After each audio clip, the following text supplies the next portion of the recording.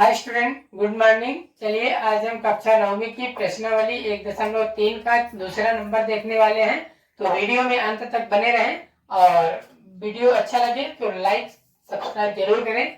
चलिए देखते हैं। प्रश्न 2, आप जानते हैं कि 1/7 0.142857 वास्तव में लंबा भाग दिए बिना क्या आप बता सकते हैं कि 2/7, 3/7, 4/7, 5/7, 6/7 के दशमलव प्रसार क्या होंगे? यदि हाँ तो कैसे? तो चलिए इसके बारे में सीखेंगे। तो हम पहला है हमारा 1/7। 1/7 एक भिन्न है और भिन्न को हम किसमें बदलेंगे? दशमलव प्रसार में। तो दशमलव प्रसार में बदलने के लिए हम क्या करेंगे? इसका भाग देंगे। 1 में 7 का भाग देने पर क्या आएगा बच्चों? 1, 4, 2, 8, 5 और 7। इसका भागफल आएगा और ये पुनः रिपीट होकर के 1, 4, 2, 8, 5, 7 ऐसे अनंत अपरिमेय संख्याओं में जाएगा। तो इसको हम क्या करेंगे? ये जो रिपीट संख्याएं हैं तो इसके ऊपर हम बार का चिन्ह लगा देंगे, पुनरावृत्ति का चिन्ह लगा देंगे और ये हमारा क्या हो जाएगा?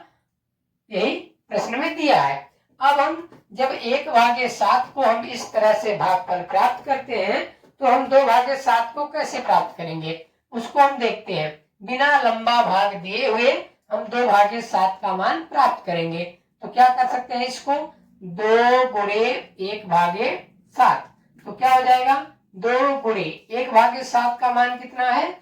0.1428 और 7। तो हम इसको सिंपल सा गुणा कर देंगे और हमारा मान आ जाएगा। तो 2 सत्ते 14 की 4 हासिल का 1, 2 पंचे 10 और 1 11 की 1 हासिल का 1, 2 अट्ठे 16, 16 और 1 17 की 7 हासिल का 1, 2 दूनी 4, 4 और 1 5, 2 चौको 8, 2 एक कम 2। तो ये मान हमारा 2/7 का प्राप्त हुआ।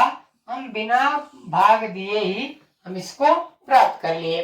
ठीक है। अब इसी प्रकार हम क्या करेंगे? 3/7 का मान प्राप्त करेंगे। तो हो जाएगा 3 गुणे 1/7। 3 में हम 1 का गुणा करेंगे तो 3 एक कम 3/7 लिखा हुआ है। तो क्या हो जाएगा? 3 गुणे 0.1428 और 7।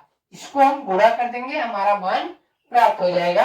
तो 3 सत्ते 21 की 1 हासिल का 2, 3 पचे 15 की 5 15, 3 पचे 15, 2 17 की 7 हासिल का 1, 3 8 24 और 1 25 की 5 हासिल का 2, 3 दूनी 6 दुई 8, 3 चौको 12 की 2 हासिल का 1, 3 एक कम 3 और 1 4। तो ये मान हमारा 3/7 का मान प्राप्त हुआ। इसी प्रकार हम 4/7 को हल करेंगे। 4 गुणे 1/7। तो हम इसका क्या करेंगे? गुणा करेंगे। 4 सत्ते 28 की 8 हासिल का 2, 4 पंचे 20, 20 और 2 22 की 2 हासिल का 2, 4 अट्ठे 32, 32 और 2 34 की 4 हासिल का 3, 4 दूनी 8, 3 11 की 1 हासिल का 1, 4 चौको 16, 1 17 की 7 हासिल का 1, 4 एक कम 4 और 1 5। तो ये हमारा 4/7 का उत्तर प्राप्त हुआ। अब हम इसी प्रकार 5/7 को हल करेंगे तो 5 गुणे क्या हो जाएगा? 1/7। इसी प्रकार 5 गुणे 0.1428 और 7 इसको हम गुणा करेंगे। तो इसको हम गुणा करेंगे तो 5 सत्ते 35 की 5 हासिल का 3, 5 25, 25 3 28 की 8 हासिल का 2, 5 अट्ठे 40, 2 42 की 2 हासिल का 4, 5 दूनी 10, 4 14 की 4 हासिल का 1, 5 चौको 20 और 1 21 की 1 हासिल का 2, 5 एकम 5 2 7। तो 0.714285 ये हमारा 5/7 का मान है। अब हम 6/7 को हल करेंगे तो 6 × 1/7 क्या हो जाएगा? 6 × 1/7 का मान क्या हो जाएगा? 0.1428 और 7। तो इसका गुणा कर देते हैं तो 6×7 = 42 की 2 हासिल का 4, 6×5 = 30, 4 34 की 4 हासिल का 3, 6×8 = 48, 48 में 3 51 की 1 हासिल का 5, 6×2 = 12, 5 17, 7 हासिल का 1, 6×4 = 24 और 1 25 की 5 हासिल का 2, 6 कम 6 और 2 8। ये है हमारा 0.8571। ये हमारा दूसरा प्रश्न हुआ। अब चलिए हम तीसरे प्रश्न की ओर आगे चलते हैं। तो तीसरे नंबर में है हमारा, निम्नलिखित को P/Q के रूप में व्यक्त कीजिए जहां P और Q पूर्णांक है। तो P/Q क्या होता है? परिमेय संख्या होती है। क्या होती है? P/Q। तो P/Q एक है हमारा अंश बटे हर। तो अंश बटे हर के रूप में लिखी जाने वाली संख्याएं क्या होती है बच्चों? परिमेय संख्याएं, है ना। तो परिमेय संख्याएं के रूप में हमें क्या करना है? व्यक्त करना है। और P और Q कैसे होने चाहिए? पूर्णांक संख्या होने चाहिए। तो इस तरह से हम इन दशमलव प्रसार को क्या करेंगे? हल करेंगे, है ना। तो ये दशमलव के रूप में दिया है। अब हमें बनाना किस रूप में है? P/Q के रूप में, अंश बटे हर के रूप में। तो चलिए देखते हैं। तो इसको हम क्या करेंगे? x के बराबर मानेंगे। क्या करेंगे? x के बराबर मानेंगे 0.6। अब इसके ऊपर एक बार का चिन्ह है ना। तो ये क्या काम करता है? ये 0.6, तो ये बार का जो चिन्ह होता है ये हटने पर 6 अनंत बार जाता है। कितने बार जाता है? अनंत बार, यानी 6 अनंत बार रिपीट होगा, है ना। रिपीट होने वाली संख्याओं को रोकने के लिए हम जो संख्या रिपीट होती है उसके ऊपर एक सिंपल सा चिन्ह लगा देते हैं। उसे ही हम क्या बोलते हैं? बार का चिन्ह। तो ये हमने लगाया और इसी रूप में हमारा क्या दिया है? प्रश्न दिया है। अब हम इसको क्या करेंगे? अंश बटे हर या P/Q के रूप में हल करेंगे। तो चलिए देखते हैं। तो इसे हम क्या मान लिए? x के बराबर। तो x बराबर हम इसको लिख सकते हैं 0.666। ये क्या किए? खोल दिए। ये चिन्ह हमें रोक के रखा था कि 6 अनंत बार आ रहा था, उसको ये रोक के रखा था। वो चिन्ह को देख के हम पता लगा सकते थे कि 6 ऐसे था, तो उसको रोक करके हमारा वो था। तो इसको हम खोल दिए तो 6 आ गया। ठीक है। अब हम इसको क्या करेंगे? अब देखेंगे कितने अंक के ऊपर चिन्ह लगा है। तो आप देखिए कितने अंक के ऊपर चिन्ह लगा है? 1 अंक के ऊपर लगा है। तो हम क्या करेंगे? दोनों पक्षों में 10 का गुणा करेंगे तो हमें ये पूर्ण वैल्यू आ जाएगी। अब पूर्ण वैल्यू कैसे आएगी? जैसे 0.6 में, यदि 0.6 में मैं 10 का गुणा कर देता हूं तो पूर्ण अंक मिल जाएगा। तो 0 और 1 छक्का 6, तो 60 आएगा।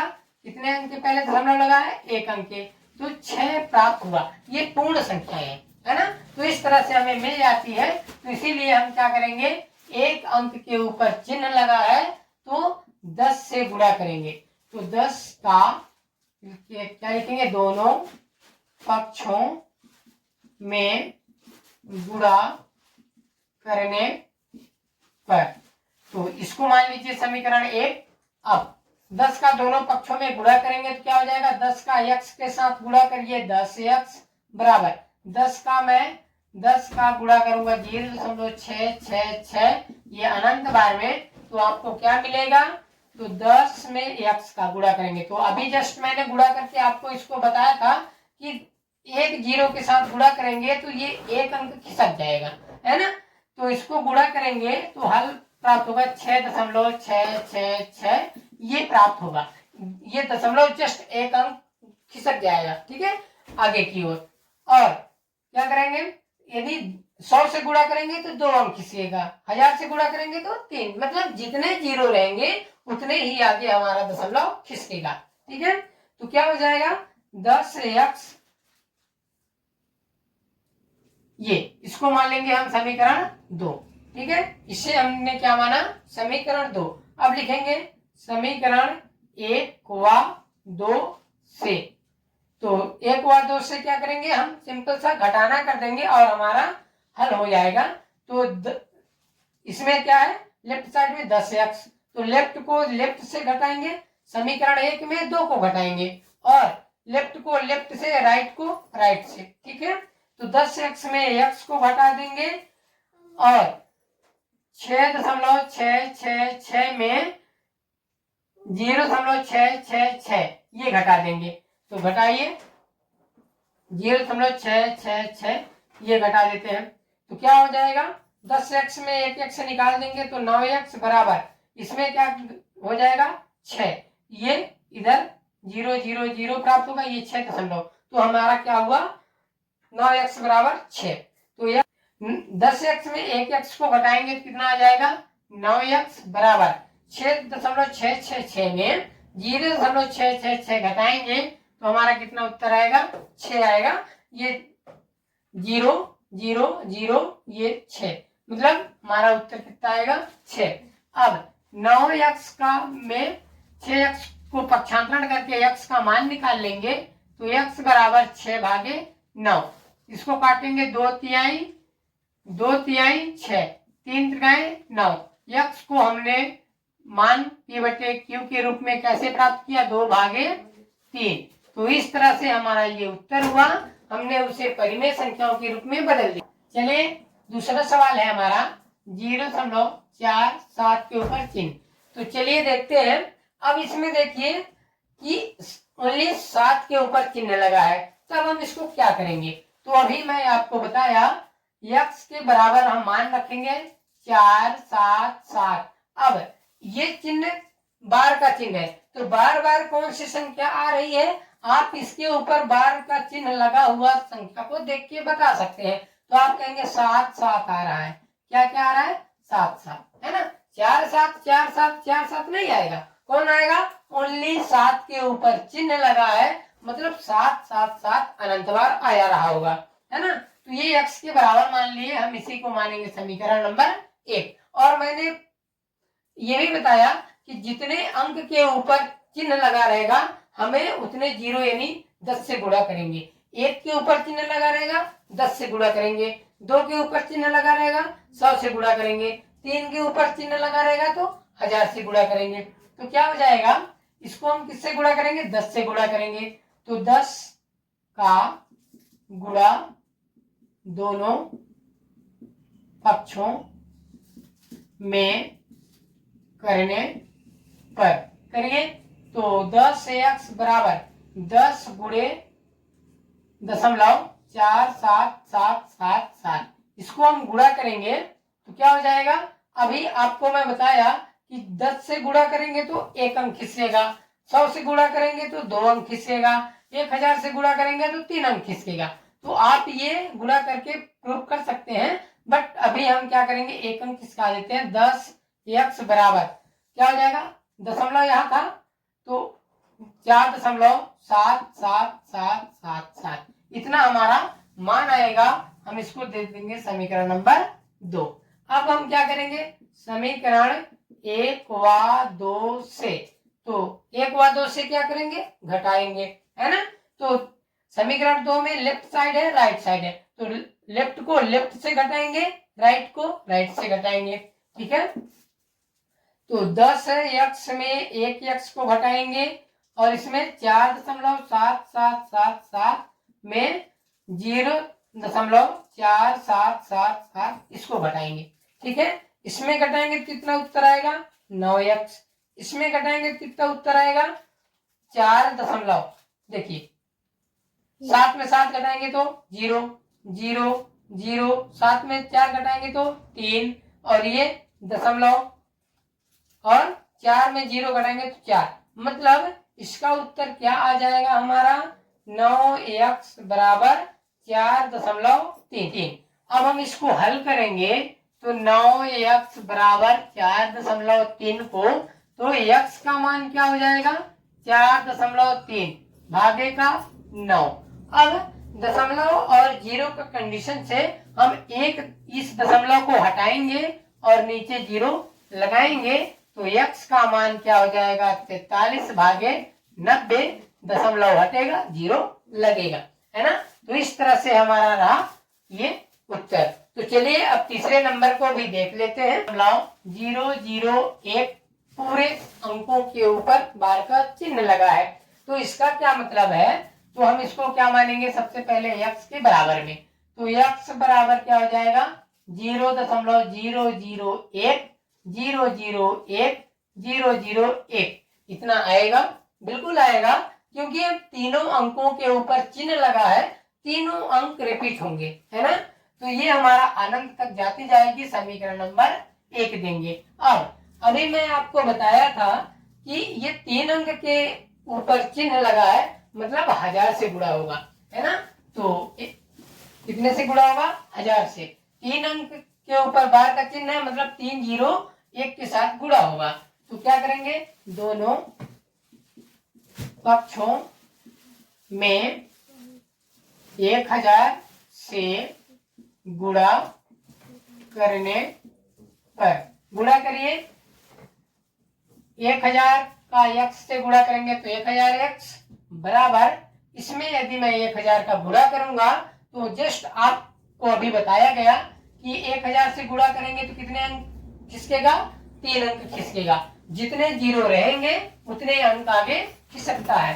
तो क्या हो जाएगा 1000 का गुणा करेंगे 0.110001 पर, तो क्या हो जाएगा 1000x बराबर क्या हो जाएगा 1001। तो इस तरह से हमारा ये मान प्राप्त होगा। इसको हम क्या नाम दे देंगे, समीकरण नंबर 2। तो समीकरण क्या लिखेंगे, समीकरण 1 व 2 से वही प्रोसेस हम घटाएंगे। तो 1000x में एक x को घटाएंगे तो कितना हो जाएगा, 1000x में एक x को घटाएंगे और बराबर में 1.001 इस और 0.001 इसको हम घटाएंगे तो क्या प्राप्त होगा। तो इसमें हम घटाएंगे तो 999x प्राप्त होगा, इसको घटाएंगे तो 1 प्राप्त होगा, है ना।